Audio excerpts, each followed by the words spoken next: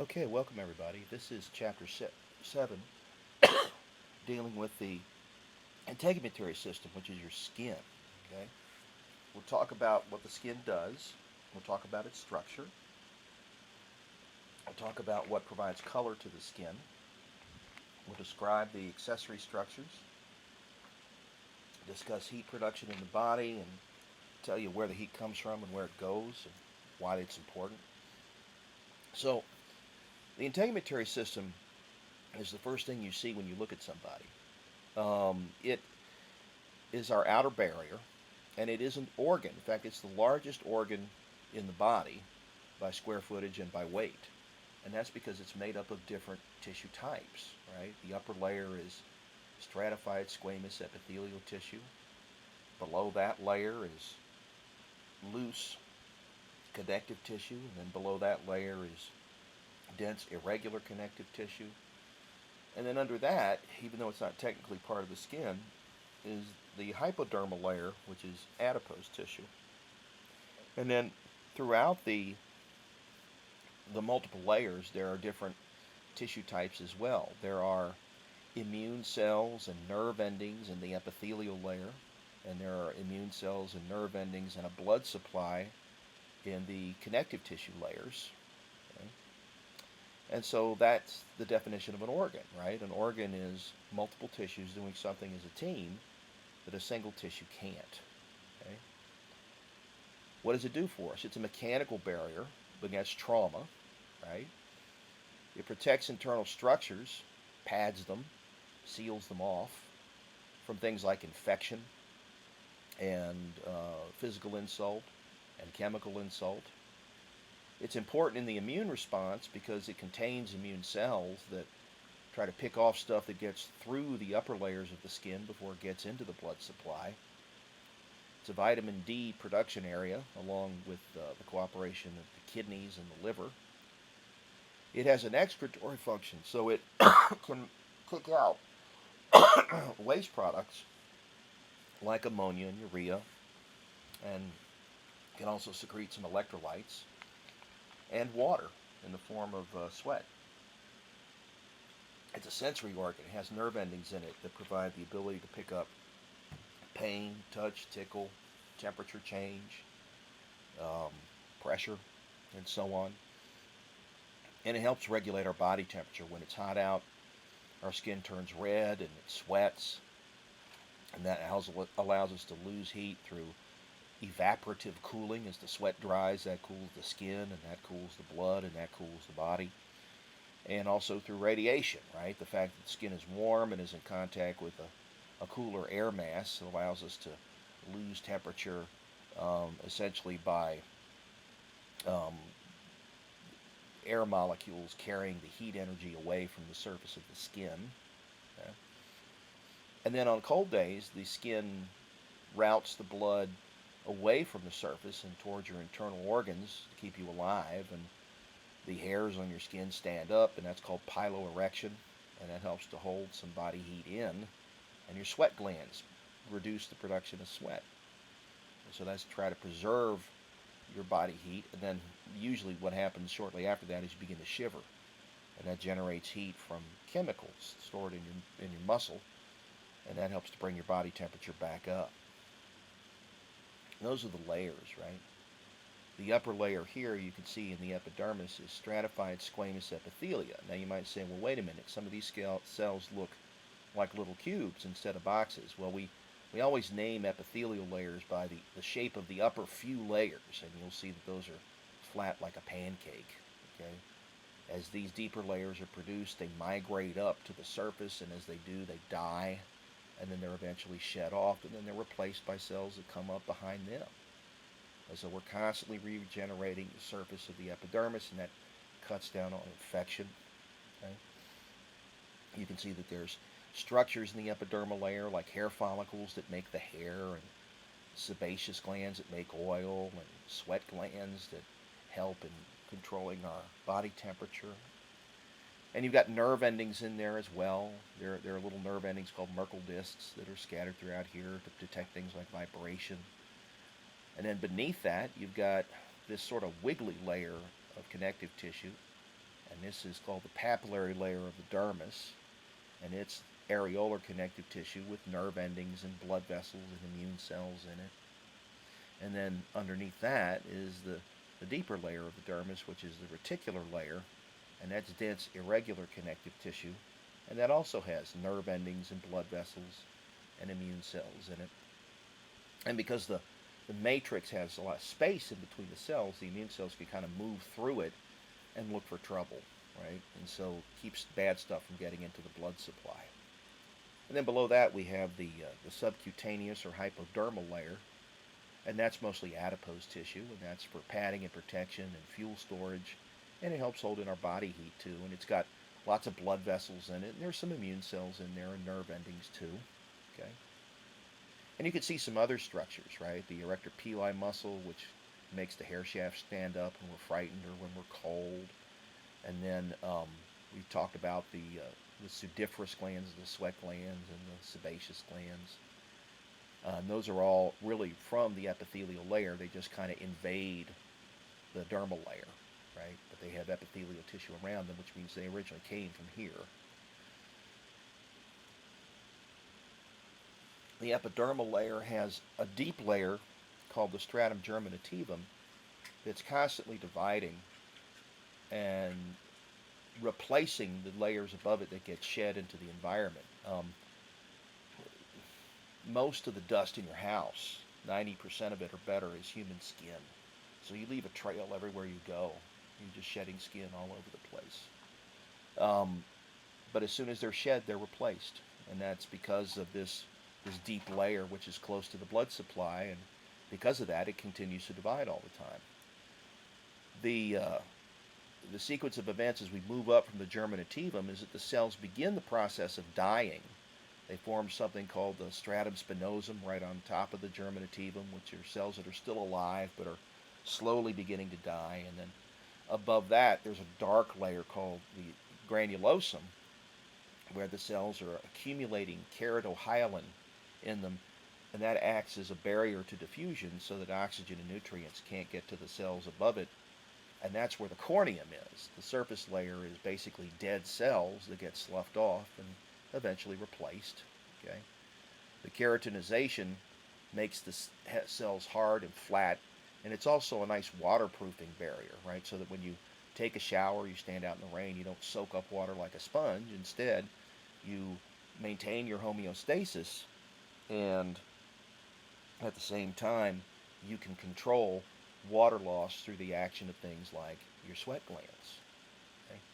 So it's sort of like having a scuba suit on you. The dermis is underneath the epidermis, and it's areolar connective tissue in the first maybe fraction of a centimeter underneath the epidermal layer. And then underneath that, it's dense, irregular connective tissue. And it has, again, immune cells and nerve endings.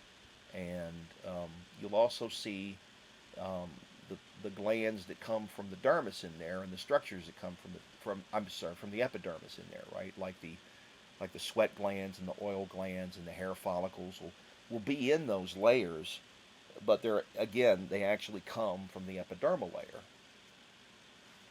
And they also, there's an extensive blood supply in here as well. And that's what nourishes not only the connective tissue layer, but the epithelial layer above it. Okay? So the role of this is to provide an immune barrier, but to attach also the epidermal layer to the underlying hypodermal layer, and that in turn is attached to the muscle that's underneath it. Okay?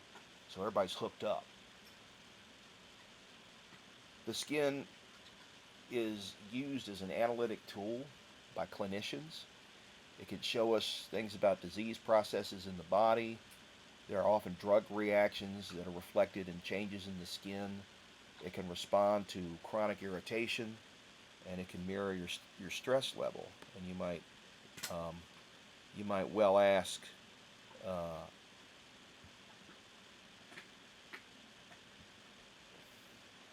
okay, so the hypodermic layer is not technically part of the skin, but it's still vitally important to maintaining homeostasis. It's a layer of adipose tissue that has a lot of blood vessels in it, and that's why a hypodermic needle generally gives drugs into that layer of skin because of all the blood vessels that are there. It insulates the body from temperature changes, and it anchors the skin to the underlying structure, and it also provides padding. Okay, if we were to look at a skin model or a slide of skin, um, it would look under a microscope slide sort of like foamy white tissue, like kind of bubbly. If we were to look at it in a model, it would look like essentially yellow fat. Okay? The skin can absorb chemicals that are hydrophobic because the membrane is hydrophobic. Anything else that's also hydrophobic can go right through the skin and directly into the bloodstream. Um, in addition to that, we can give hypodermic injections that go into the bloodstream. Transdermal patches are for the delivery of hydrophobic drugs, things like nicotine. Okay. Intradermal injections are used for allergy testing, and essentially the way that that works is that you inject something under the skin that you suspect that you've been either exposed to, such as in a TB test, or that um, you may be allergic to, and then if the skin reddens and hardens and makes a raised area, that's called an induration, and that indicates a reaction to what's been injected.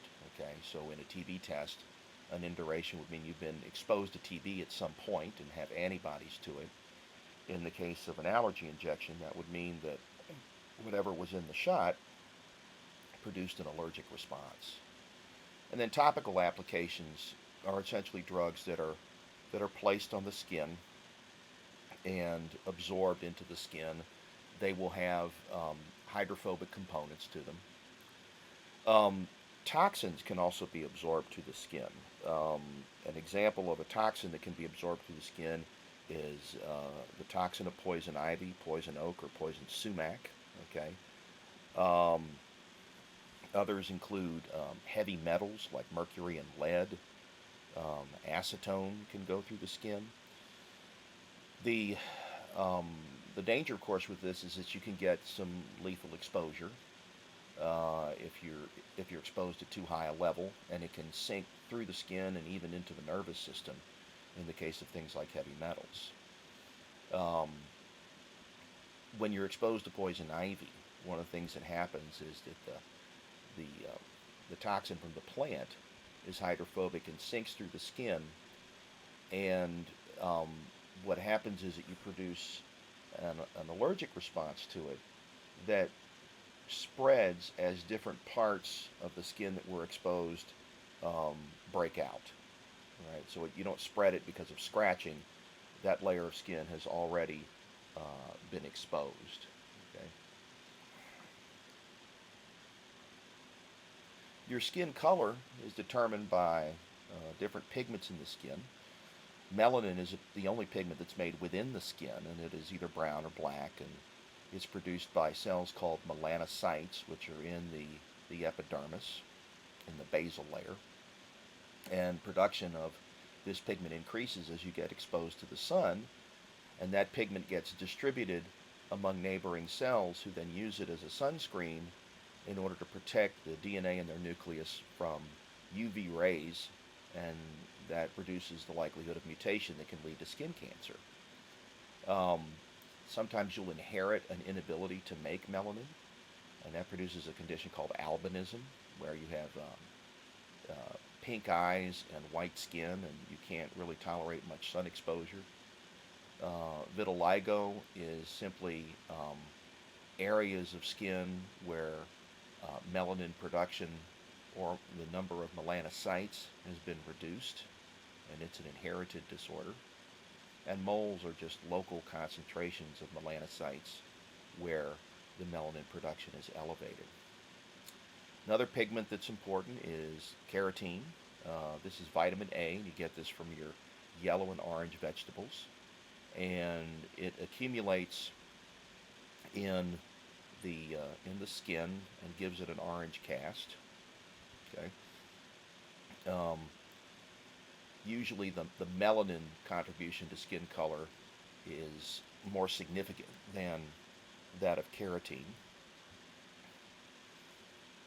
Other contributors to skin color include hemoglobin in the blood, which is bright red when it's fully bound to as much oxygen as it can, and dark red when it isn't completely bound to oxygen. So when you're angry or when you're hot, okay, your skin will turn pinkish to red. Okay.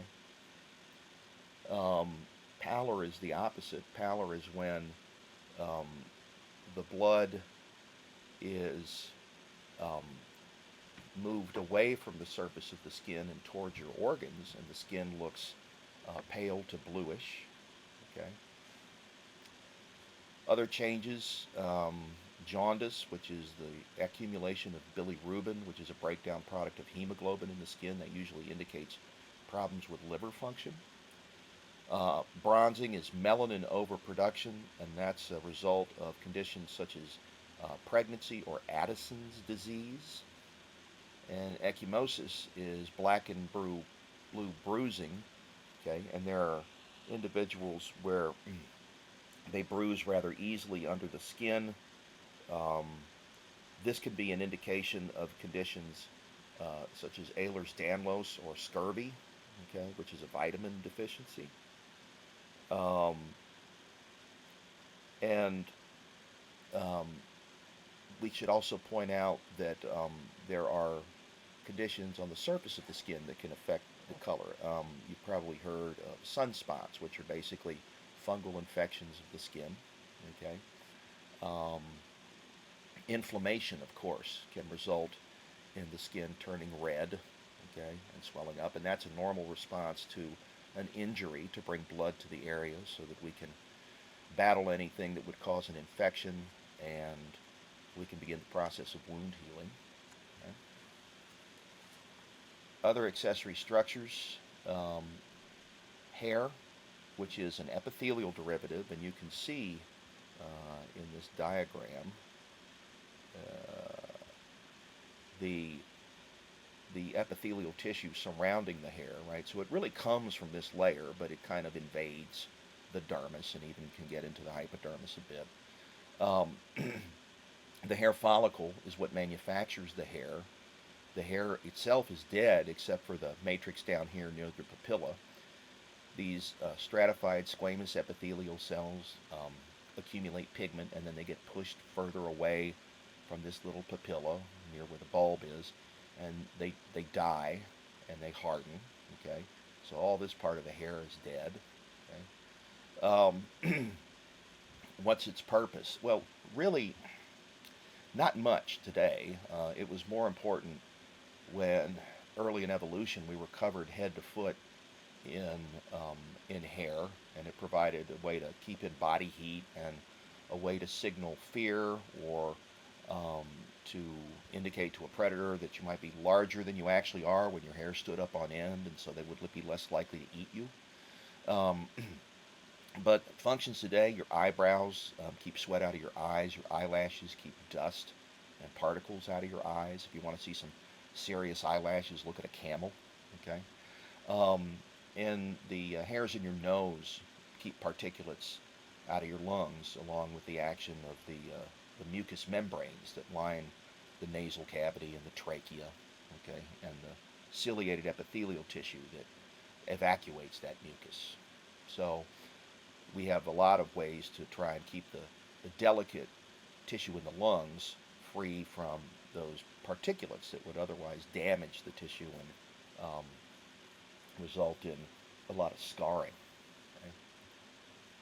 Nails are also dead keratinized epithelial cells. The only growing part is near the root where the blood supply is located. The rest of the nail, the body and the free edge and the portions that are under the skin on the nail folds, that's all dead tissue. Okay.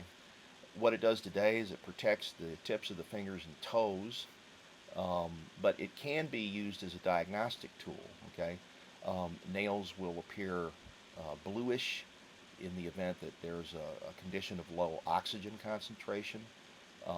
They can show um, blackish or reddish splotches if you're bleeding under the nail. That could indicate trauma. And then sometimes you can show certain um, nutritional deficiencies. Okay? Clubbing, for an example, is an indication of chronic lung or heart disease and results from poor oxygenation of the nails and the fingertips. Okay? Um, what the nails were originally for were to be used as weapons, right? They were our claws, and they would defend against predators, right?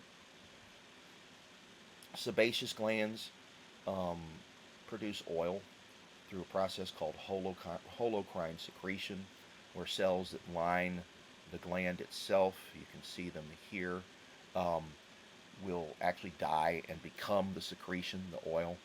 It moves its way through the hair follicle onto the shaft and onto the surface of the skin, and it flushes the skin of bacteria and other things that like to grow there, and it makes the skin supple, but it also creates an environment in which bacteria don't grow very well. Okay, so um, it's a sort of we would call it a bacteriostatic secretion, if you like.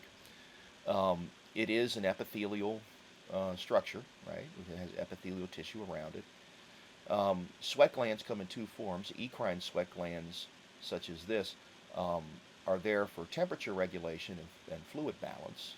Okay, so for instance, you sweat when you get hot, and as the sweat dries, it cools the skin, and that cools the blood, and that cools the body. And we have these really pretty much everywhere, except for the genitalia. Okay, but pretty much everywhere else. And then you've got the apocrine sweat glands, and they're not really critical for our survival, but they generate a sweat that has lipid-soluble substances in it that, when bacteria act on them, produce body odor. Okay, so this is one of the ways that we are able to generate something, for instance, that dogs will pick up on, or even people after you uh, don't bathe for a while. Right, that's where the body odor comes from. So the apocrine glands are generally found in the in the axillary region, which is in the armpit, or in the anogenital region. The eccrine glands are pretty much everywhere else, right? The apocrine glands secrete by apocrine secretion, where the top of the cell pinches off and becomes the secretion, and the eccrine glands um, use merocrine secretion, which is exocytosis, in order to produce their sweat. Okay. Other types of sweat glands include mammary glands, which make milk to feed the baby, and ceruminous glands that generate earwax, and they are important for retarding mold growth in the ear canal and keeping insects out of your ears. Okay.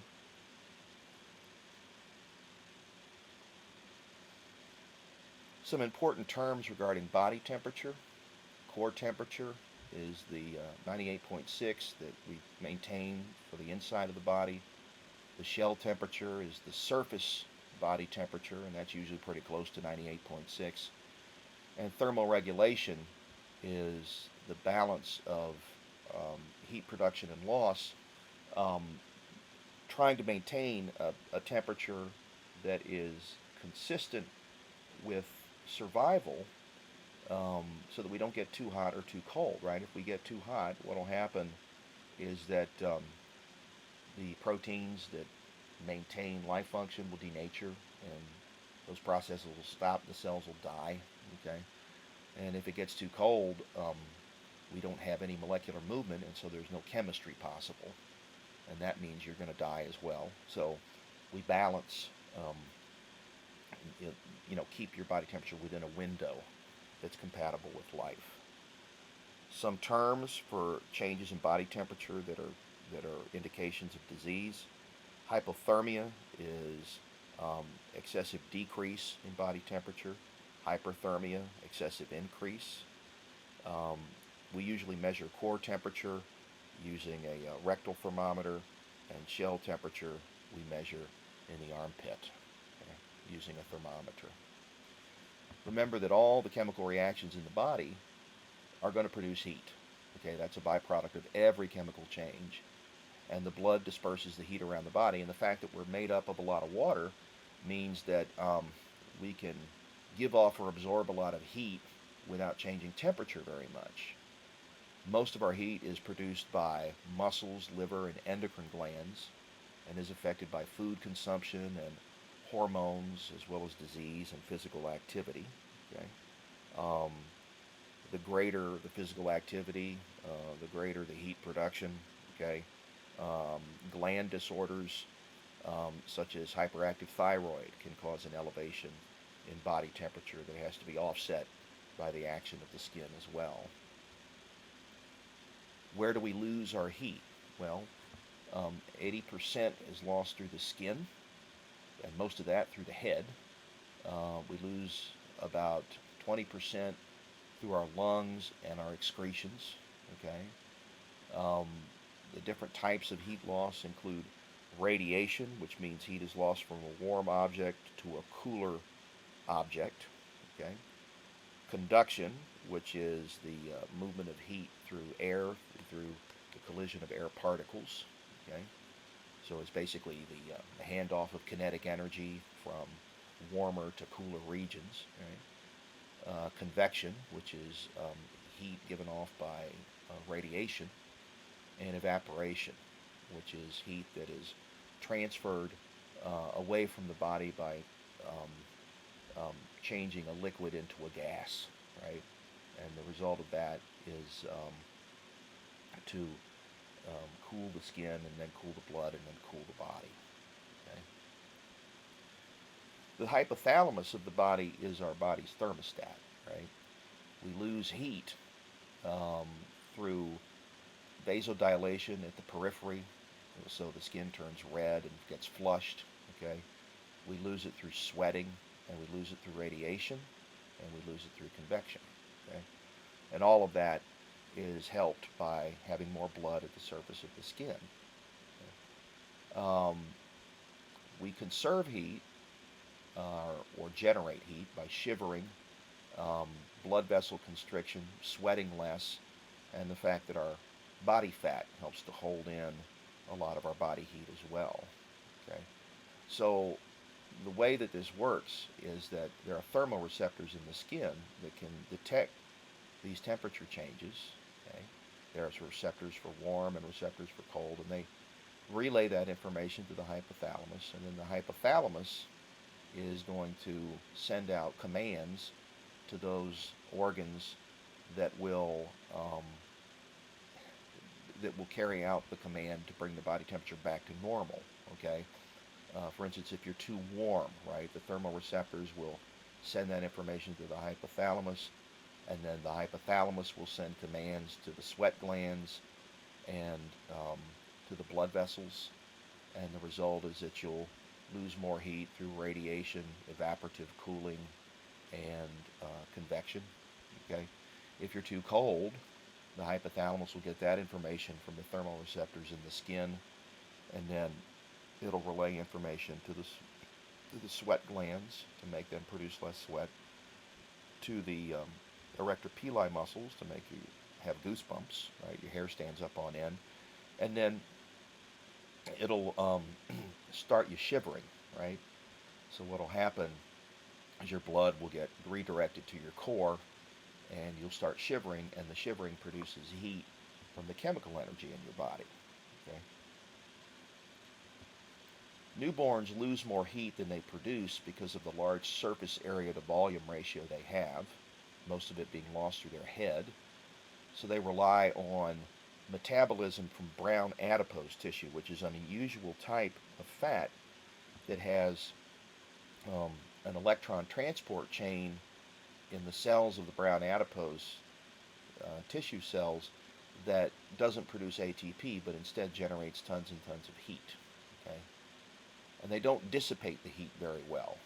So the body temperature and the metabolic rate tend to be higher in newborns than at any other age, and that's an indication of the rapid rate of growth, right? We need to burn lots of fuel in order to build lots of human being. Okay? Preterm infants usually have less capacity to thermoregulate, primarily because they don't have as much subcutaneous fat. So we put them in an incubator until they're at what we would consider full term, and then they can more successfully thermoregulate outside the incubator.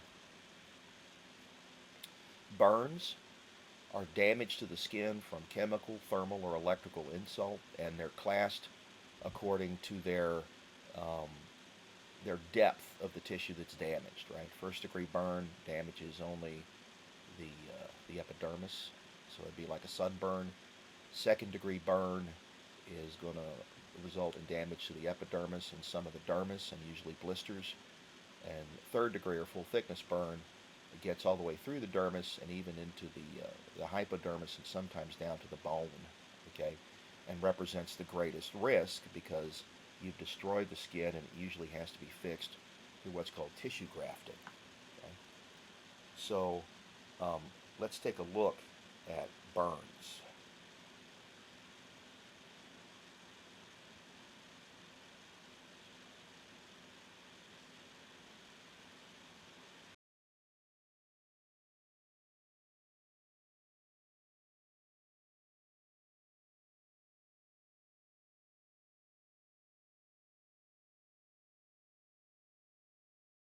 Burns are skin injuries caused by heat, chemicals, electricity, or radiation. Your doctor will recommend treatment based on the size of your burn and the layers of skin the burn affects. Your skin has 3 main layers: the epidermis, the dermis, and the hypodermis, or subcutaneous layer, containing fat, blood vessels, and nerves. Beneath the skin are tissues such as muscle, fascia, and bone. First degree or superficial burns affect only your epidermis. The burn site appears red and dry with no blisters and is mildly painful. Second degree or partial thickness burns involve your epidermis and portions of your upper dermis and lower dermis. The burn site is red and moist and may be blistered, swollen, and very painful. Third degree or full thickness burns extend through your dermis and into the hypodermis. The burn site appears patchy in color, ranging from white to brown, with a dry, leathery texture. Because the burn is so deep, it causes little or no pain. Fourth degree burns involve the destruction of all layers of your skin, sometimes extending into the underlying muscle or bone. These burns are brown, dry, charred, and almost always painless. You can treat your first-degree burn by soaking it in cool water for a few minutes. To soothe and protect the tissue, apply an antibiotic ointment and cover with a clean, dry bandage. You can take acetaminophen or ibuprofen for pain. Care for a second-degree burn by soaking in cool water for several minutes. Apply an antibiotic ointment to prevent infection and cover with a clean, dry, non-stick bandage. Change your bandage every day and make sure your hands are clean. Acetaminophen or ibuprofen may help with pain and swelling. If you have a third or fourth degree burn, go immediately to an emergency department. If you can, elevate the burned body part higher than your heart. You will also need to seek medical attention if your burn is larger than 3 inches in diameter, or if it is located on your face, hands, feet, groin, buttocks, or over a major joint.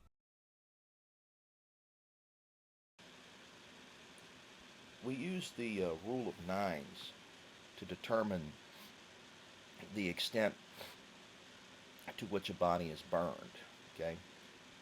And that just indicates what percentage of the body's surface area has been damaged, okay?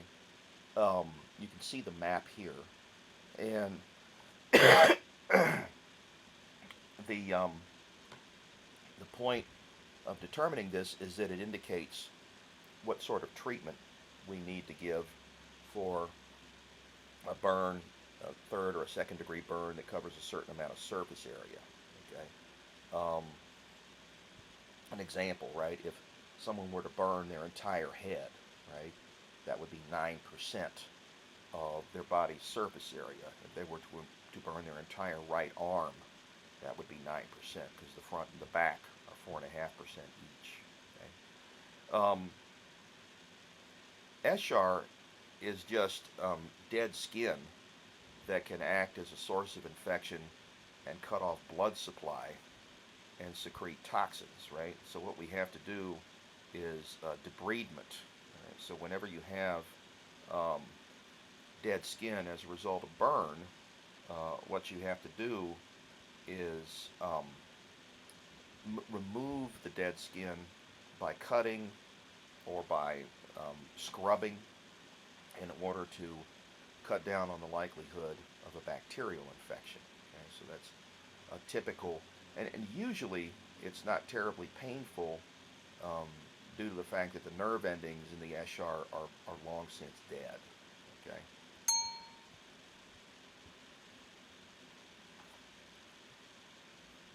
To take care of the skin, you'll always want to reduce exposure to UV radiation because that promotes skin cancer and prematurely ages skin. It's particularly important as we get older and the normal functions of the skin are compromised due to age-related death of tissue. Okay? So we have to be particularly aware of this. In addition, as we get older, the amount of subcutaneous fat decreases and thermoregulation is tougher to maintain. Um, Wound healing slows dramatically, okay? And so we have to be especially careful of abrasions and lacerations and punctures. And we're more likely to get skin infections because of the reduction in secretion of oils and sweat. Okay? So all of this has to be watched carefully as we get older and as our skin ages. Okay? Other risks, right? The sun makes the skin leathery and increases the risk of malignant melanoma, which is a particularly dangerous cancer because it can masquerade as a mole or a nevus. Okay, and that's one of the reasons why, even if you're not of advanced years, you need to always check the markings on your skin to look for changes. And we use the ABCDE rule in order to do this, right? A is for the appearance, all right, of the spot, okay. B is for border irregularity. C is for multiple colors. D is for diameter, right, larger than a pencil eraser. And E is for evolution, okay. And if any of those are outside the norms, then you might have a spot that indicates melanoma instead of a normal pigmentation of the skin that you would see in something like a mole. Right? Again, if you have any questions, by all means let me know. I'll get back to you within a day via email, and I'll see everybody in the next podcast. Thank you very much.